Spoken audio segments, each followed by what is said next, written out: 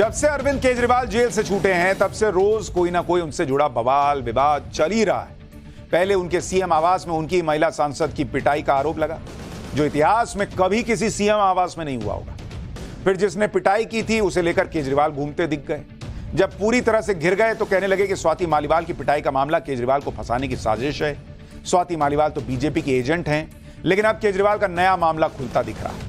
यह मामला भी ऐसा है जिसका खुलासा होने से पूरी आम आदमी पार्टी बहुत गंभीर आरोपों से घिर गई है। पहली बार आम आदमी पार्टी की विदेशी फंडिंग पर एक सीक्रेट रिपोर्ट आई है और इस सीक्रेट रिपोर्ट का दावा है कि केजरीवाल की पार्टी ने विदेशों से फंडिंग लेने में नियमों की धज्जियां उड़ाई। यह सीक्रेट रिपोर्ट ईडी की है और इसमें आम आदमी पार्टी की विदेशी फंडिंग के बारे में ऐसी ऐसी बातें लिखी हैं जिसके आधार पर ईडी ने गृह मंत्रालय से इसकी जांच करने के लिए लिखा है। ईडी की तरफ से अक्टूबर 2022 में गृह मंत्रालय को इस मामले में जो सीक्रेट रिपोर्ट भेजी गई है, इस रिपोर्ट की कॉपी हमारे पास मौजूद है। ईडी की अब तक की जांच में खुलासा हुआ है और आम आदमी पार्टी पर यह गंभीर आरोप लगे हैं कि अमेरिका और कनाडा में फंड रेजिंग कैंपेन के जरिए न केवल फंड जुटाया गया बल्कि विदेशी फंड पर एफसीआरए यानी फॉरेन कंट्रीब्यूशन रेगुलेशन एक्ट के तहत लगाए गए बैन से बचने के लिए आम आदमी पार्टी ने असली दानदाताओं की पहचान भी छुपाई। यह भी आरोप है इसमें।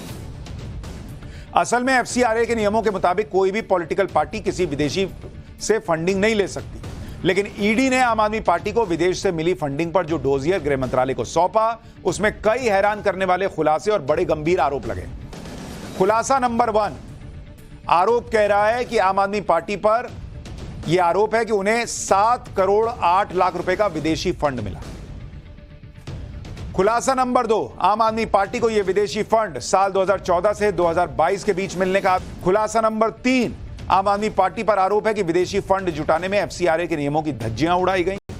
खुलासा नंबर 4, आम आदमी पार्टी के विधायक दुर्गेश पाठक पर आरोप है कि उन्होंने विदेशी फंड को ठिकाने लगाया। खुलासा नंबर 5, आरोप है कि कई डोनर्स के लिए एक ही पासपोर्ट नंबर और क्रेडिट कार्ड का इस्तेमाल हुआ। खुलासा नंबर 6, आरोप यह भी है कि आम आदमी पार्टी ने विदेशी दानदाताओं की असली पहचान छुपाई। खुलासा नंबर 7, आरोप है कि विदेशी फंड सीधे आम आदमी पार्टी के खाते में जमा किया गया। असल में ईडी की जांच में खुलासा हुआ है कि आम आदमी पार्टी के डोनर्स की एक बड़ी संख्या है, लेकिन पहचान छुपाने के लिए कई डोनर्स का एक ही पासपोर्ट नंबर, कई डोनर्स का एक ही मोबाइल नंबर, ईमेल आईडी और क्रेडिट कार्ड नंबर दिखाया गया। यह आरोप लगा। जैसे आम आदमी पार्टी को फंडिंग करने वाले 155 डोनर्स ने 55 पासपोर्ट की मदद के जरिए एक 404 ट्रांजैक्शन की, यानी एक ही पासपोर्ट नंबर पर कई डोनर्स दिखाकर करीब 1 करोड़ 2 लाख रुपए का फंड जुटाया गया। इसी तरह एक ही डोनर्स की पहचान छुपाने के लिए एक ही ईमेल आईडी का कई डोनर्स के लिए इस्तेमाल करने का आरोप है। सिर्फ 51 ईमेल आईडीज का 201 डोनर्स के लिए इस्तेमाल हुआ है और इन ईमेल आईडीज की मदद से 636 ट्रांजैक्शन के जरिए करीब 2 करोड़ 66 लाख रुपए का फंड जुटाया गया। इसी तरह 75 डोनर्स ने 15 क्रेडिट कार्ड्स पर 148 बार ट्रांजैक्शन कर आम आदमी पार्टी को 20 लाख का फंड दिया। यानी यहां भी एक ही क्रेडिट कार्ड का कई डोनर्स के लिए इस्तेमाल होता दिखता है। 21 मोबाइल नंबर्स का इस्तेमाल कर 71 डोनर्स ने 256 बार ट्रांजैक्शन कर करीब 99 लाख रुपए का फंड दिया। यहां भी डोनर्स की असली पहचान छुपाने के लिए एक ही मोबाइल नंबर का इस्तेमाल किया गया। अब जब यह सीक्रेट रिपोर्ट सामने आई और आम आदमी पार्टी से सवाल होने लगे तो उनके लोगों ने किस तरह से आज हमारे चैनल की महिला रिपोर्टर के साथ बदसलूकी की, आपको वो भी देखना चाहिए। हमारी संवाददाता आकांक्षा खजूरिया ने जब विदेशी फंडिंग पर सवाल पूछने की कोशिश की तो आम आदमी पार्टी के दफ्तर में हमारी संवाददाता के साथ बदसलूकी की गई, रिपोर्टर पर हमला किया गया, कैमरा तक तोड़ दिया गया। देखिए वहां पर क्या हुआ है। अच्छा, कैमरा ऐसे कैमरा टूट जाएगा भाई। See what they have done. They're trying to break our camera here. Complete chaos here at the party headquarter. देख रहे हैं आप, ये हाल है। हालांकि बहुत लोगों को आश्चर्य नहीं होगा जब मुख्यमंत्री के घर में महिला सांसद की पिटाई का आरोप जिस पार्टी पर लग रहा हो, मुख्यमंत्री के पीएस पर आरोप लग रहा हो कि उसने महिला सांसद को पीट दिया, तो उसके बाकी के लोग क्या करेंगे वो तो कोई बहुत आश्चर्य की बात नहीं। हालांकि ये पहला मौका नहीं है जब आम आदमी पार्टी ने हमारे रिपोर्टर के साथ बदसलूकी की। आज विदेशी फंडिंग के ऊपर सवाल करने लगे तो आकांक्षा खजूरिया से आम आदमी पार्टी के दफ्तर में बदसलूकी की गई। एक महिला रिपोर्टर से बदसलूकी हुई। इससे पहले ऑपरेशन शीश महल में हुए खुलासे से बौखलाई आम आदमी पार्टी ने पंजाब में हमारी रिपोर्टर भावना किशोर पर फर्जी केस डाल दिया था, गिरफ्तार कर लिया था। वो तो हाईकोर्ट से वो केस खारिज हो गया, वो FIR फर्जी निकल गई। फिर शीश महल के सामने से रिपोर्टिंग कर रहे हमारे सहयोगी राकेश पांडे पर हमला हुआ था। तो ये कोई बहुत नई चीज नहीं है। पत्रकारों के साथ ये हो रहा है, सांसद के साथ क्या हो रहा है, पब्लिक सब देख रही है इनका क्या हिसाब किताब है। विदेशी फंडिंग पर ईडी की सीक्रेट रिपोर्ट पर आम आदमी पार्टी का भी बयान सामने आया। हमेशा की तरह इस बार भी आम आदमी पार्टी ने इसे बीजेपी की साजिश बता दिया। आम आदमी पार्टी की नेता और दिल्ली सरकार में मंत्री आतिशी ने कहा कि जब से पार्टी बनी है, आम आदमी पार्टी ने चंदे में मिले 1-1 रुपए का हिसाब दिया है। सुनिए ईडी की रिपोर्ट पर दिल्ली की मंत्री आतिशी ने क्या कहा, फिर आपको दिखाएंगे अलग अलग मामलों की जांच से केजरीवाल किस तरह बेचैन हो गए। मैं भारतीय जनता पार्टी को ये बताना चाहती हूं, आम आदमी पार्टी ने जब से ये पार्टी बनी है पूरी ट्रांसपेरेंसी से 1-1 रुपए का चंदा लिया है और पूरे ट्रांसपेरेंसी से 1-1 रुपए के चंदे का हिसाब किताब इलेक्शन कमीशन को भी दिया है, इनकम टैक्स डिपार्टमेंट को भी दिया है, देश की हर संस्था को दिया है। लेकिन यह बात किसी से छुपी नहीं है कि विदेशी फंडिंग के मामले में दिल्ली के LG पहले ही केजरीवाल के खिलाफ NIA जांच की सिफारिश कर चुके हैं। यानी यह मामला नया नहीं है।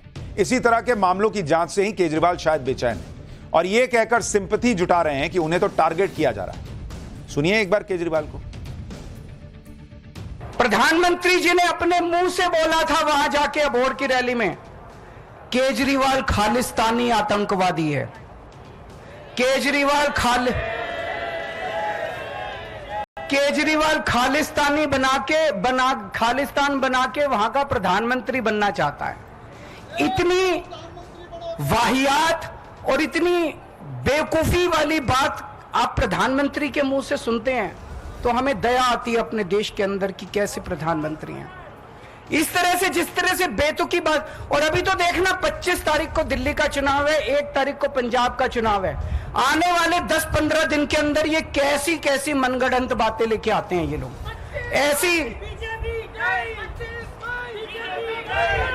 ऐसी और बहुत सारी बातें आने वाली हैं। ये किसी भी हद तक जा सकते हैं, ये किसी भी नीचता तक गिर सकते हैं, ये लोग कुछ भी कर सकते हैं। आने वाले समय में आप लोग सतर्क रहना। आम आदमी पार्टी जिस तरह के आरोपों से घिरी है उससे निकलने की कोशिश में वो नए तरीके भी निकाल रही है। जैसे आज एक नई ड्रामा पॉलिटिक्स शुरू हुई। दिल्ली के राजीव चौक, पटेल चौक और पटेल नगर जैसे कुछ मेट्रो स्टेशंस पर सीएम केजरीवाल के खिलाफ धमकी लिखी दिखी। और जैसा हर बार होता है, इस बार भी आम आदमी पार्टी ने बिना किसी जांच के बीजेपी और प्रधानमंत्री नरेंद्र मोदी को जिम्मेदार ठहरा दिया। ये रोज नई कहानी सुनाते हैं और कह रहे हैं कि पीएम ने कैसी बात कर दी, बताइए ये लोग क्या करते हैं। आम आदमी पार्टी ने चुनाव आयोग से इस मामले की शिकायत की और राज्यसभा सांसद संजय सिंह ने आरोप लगा दिया कि पहले तिहाड़ जेल में 23 दिन तक अरविंद केजरीवाल को इंसुलिन नहीं दी गई और अब सरेआम हमला करने की धमकी दी जा रही। सुन लीजिए। और आज जगह जगह खुलेआम धमकी दी जा रही है।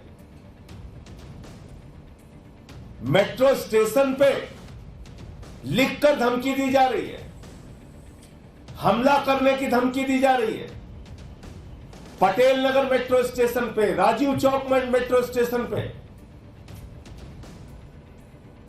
मेरा सीधा आरोप है यह हमला करने की तैयारी भारतीय जनता पार्टी के द्वारा है, बीजेपी के द्वारा है और इसका पूरा संचालन पीएमओ और देश के प्रधानमंत्री के द्वारा किया जा रहा है।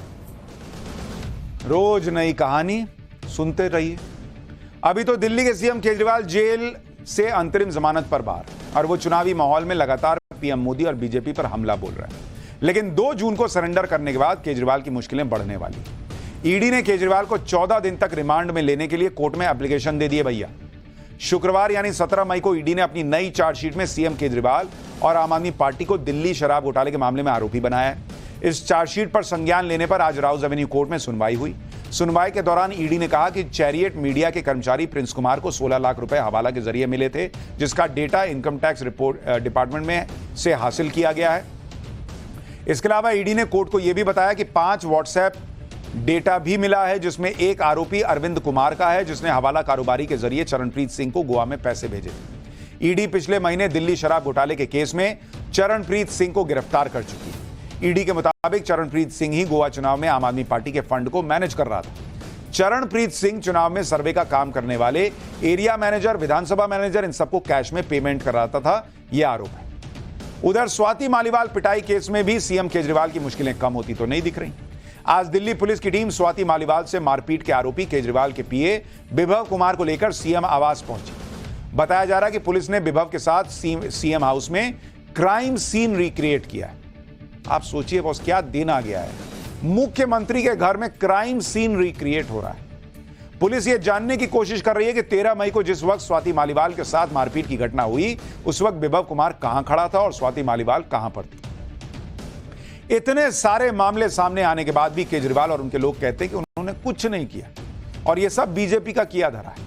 लेकिन सबसे बड़ी बात कि गंभीर आरोप लगने और जेल जाने के बावजूद केजरीवाल ने कुर्सी नहीं छोड़ी। इसी पर आज गृह मंत्री अमित शाह ने भी दिल्ली की एक रैली में कह दिया कि केजरीवाल फेविकोल लगाकर कुर्सी पर बैठ गए और जैसे ही बीजेपी 4 तारीख को दिल्ली की 7 सीटें जीतेगी, यह फेविकोल उखड़ जाएगा। सुनिए अमित शाह को।